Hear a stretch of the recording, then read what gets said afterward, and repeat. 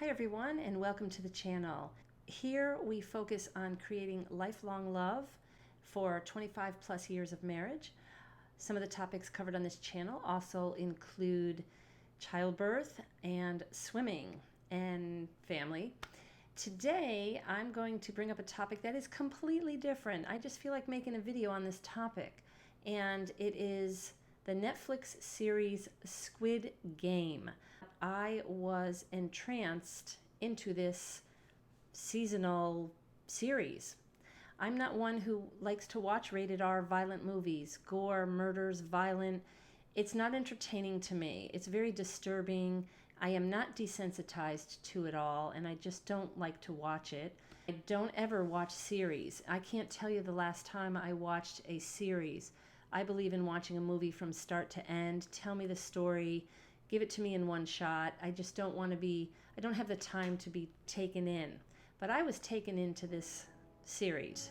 I would like to just discuss it a little bit. I was a psychology major in college, and boy, if I were a professor of psychology, I would definitely be talking with my students about this.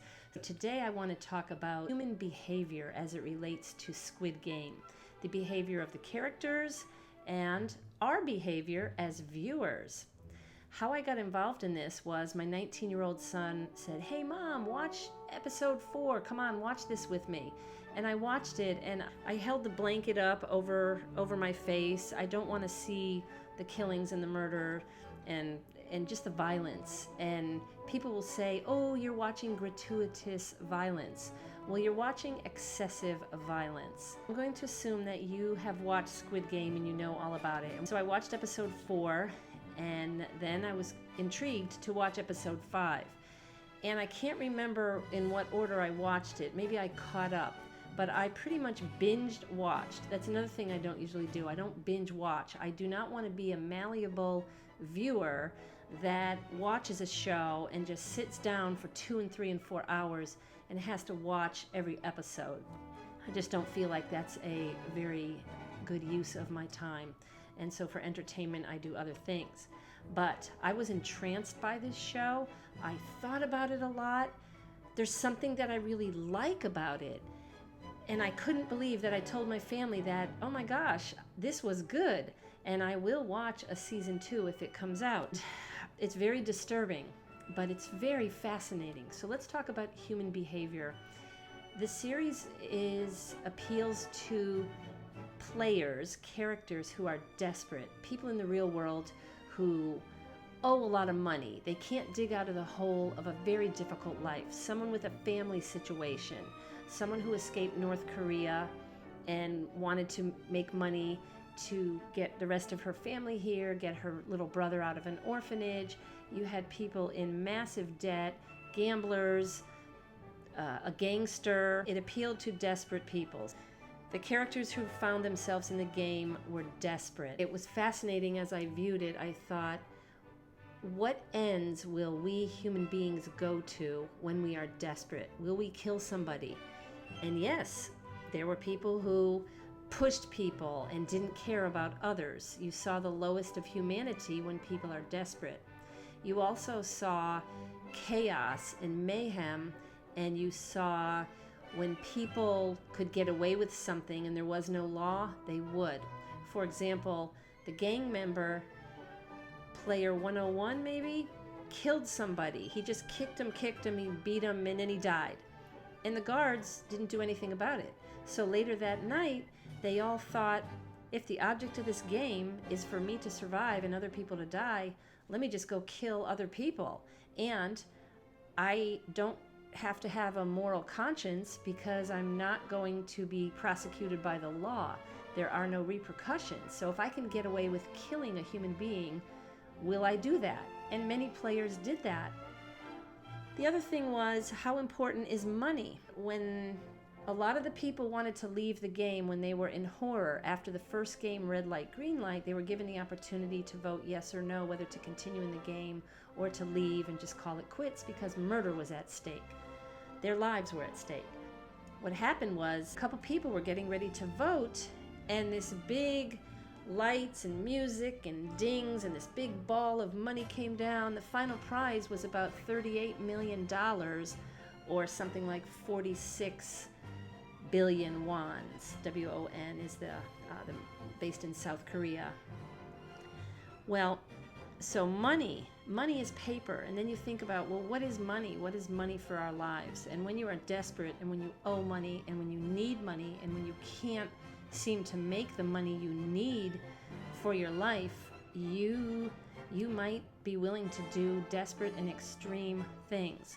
And as you notice, I think there were 456 players in the game, and when they were given the opportunity to leave, they all left.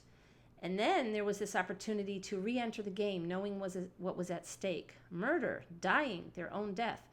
And all of the people were everyone but 14 players, I believe, were so desperate that they were willing to go back inside to this bizarre dystopia controlled, like prison-like environment where they could die. They were willing to do it, and they signed up for it voluntarily. Now, they weren't given the rules along the way. There were a lot of risks that they took. Hey, do you want to just come play a game? Sure. So they were pretty much captured. They volunteered, and then they were gassed so that they didn't know where they were going. And then they woke up, and they were in these gym suits with their numbers on it. And they were told, oh, do you want to just play a game? There are 3 rules. And they signed it. Then when they played the first game, all you have to do is, when we say green light go, red light stop, and if you don't play the game by the rules, you will be eliminated. Well, they didn't realize eliminated was killed. You will be terminated. You will die. And they weren't told that. When we talk about human behavior, we look at people like animals in a cage. There were like 5 or 6 stacks of beds in one big open room in one bay. They were told lights out, when to go to sleep. They were all dressed the same. They were stripped of their humanity and reduced to a number. And so they were prisoners of a sort. They were given food at a certain time. And you see it, more greed and more selfishness in the food line in one scene. 5 people wanted seconds, so they cut and they got the food. And the people at the very end didn't get anything. Hey, where's our ration for the day? And the guards were just kind of quiet and didn't tell them that's all they had. They had enough for so many people. And when they went out, you didn't see too much teamwork. You saw every man for himself. Given the opportunity for teamwork, you saw a little bit of it, but not a lot. You saw a few cliques forming. Ultimately, you might not have been able to trust that person. And only a few people were willing to be for the good of others. You saw no sense of God or religion. You saw all about the self. And when there was one character who was a Christian, a few people made fun of him. What is that praying going to do for you? You're going to lose your life. The guns are stronger than your prayers. So you had making fun of Christian. I don't know the South Korean culture, but it doesn't seem to be very nice towards women. I didn't see any women leadership at all. But then again, it was a very dark movie, and the leadership you saw was all about murder, greed. I want to recommend a movie, Rat Race. I think this was from the 1990s. This was probably a rated PG-13 or a PG movie, and they had wealthy multimillionaires and billionaires betting on contestants. They didn't know they were contestants. I guess the actors were told you had to go across country. Who can get there the fastest? It doesn't matter. And John Cleese was in the movie, Whoopi Goldberg, Rowan Atkinson, other popular celebrities. Rat Race was kind of a fun movie, but it had betting on people. We find in Squid Game, the whole point of it was some masterpiece of a psychopath and top-level psychopaths, billionaires. It was like hunting. The VIPs arrived on the island, and they had their masks on, and they laughed. They played classical music. It was a sport to them to bet who would die, who would win, and it was all fun. So that's a lesson in human behavior. as far as what do we get bored? What excites us? What kind of entertainment are we interested in? Do we get so far beyond the basics of life that we just go crazy? Other behaviors in the characters had to do with greed, money, desperation, not caring about others, selfishness, not trusting. There also was the assumption that the physically strong person will win. Okay, well, we saw many times that the elderly person won, or the person with brains. But was that fair to say? Because we find in the end that the elderly was behind it all, so he was kind of in control, pulling the strings. But we saw that younger people did look up to older people if they had substance to say. At first they thought, who is this old man? Who cares about him? But if he had substance and if he could help save their lives, then they looked up to him. But, this misconception that physical brute strength is what we need.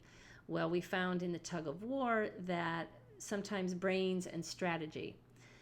What I liked about it was the games. I did not like the violence. I liked the intelligence of some of the games. It's odd that we watch and binge watch a lot of TV. I say we as a culture.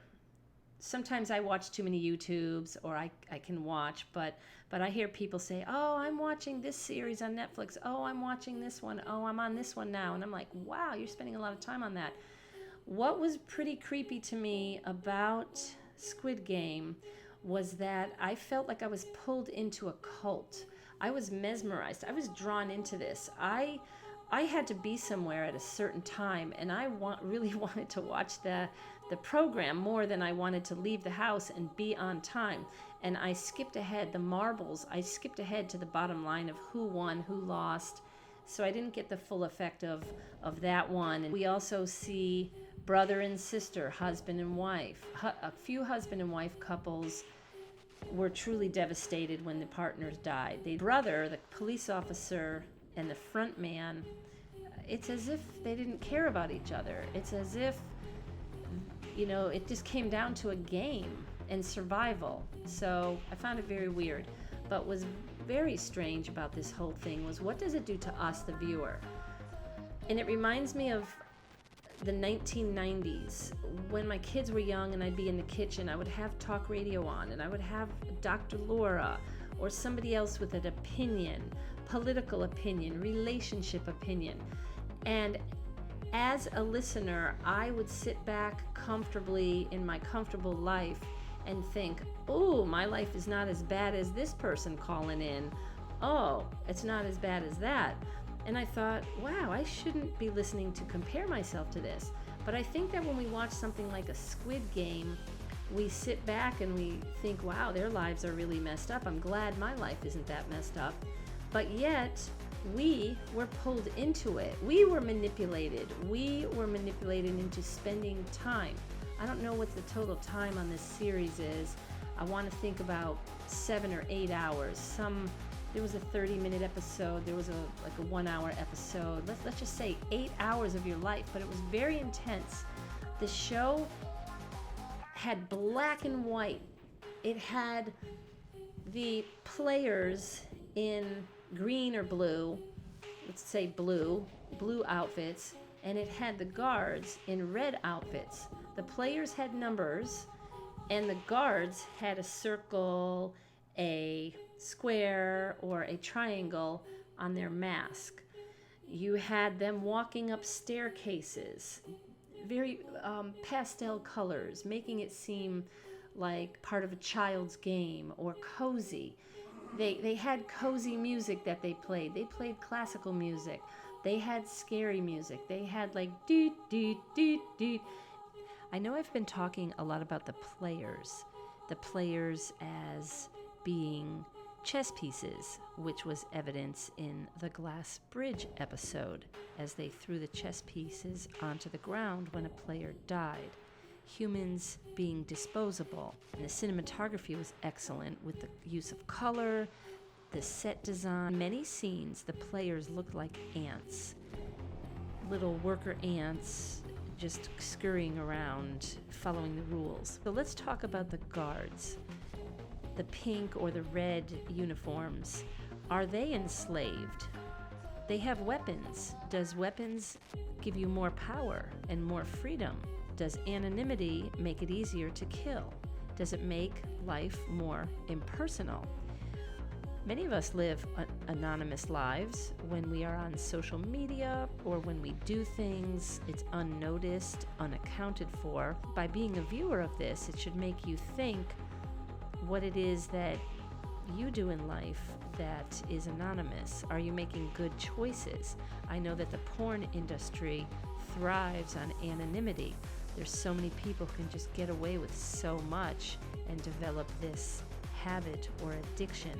But I don't want to digress. I want to talk about Squid Game and the fact that we as viewers are like the marbles, like the director had us in the palm of his hand. The cinematography or videography was absolutely beautiful, the use of music.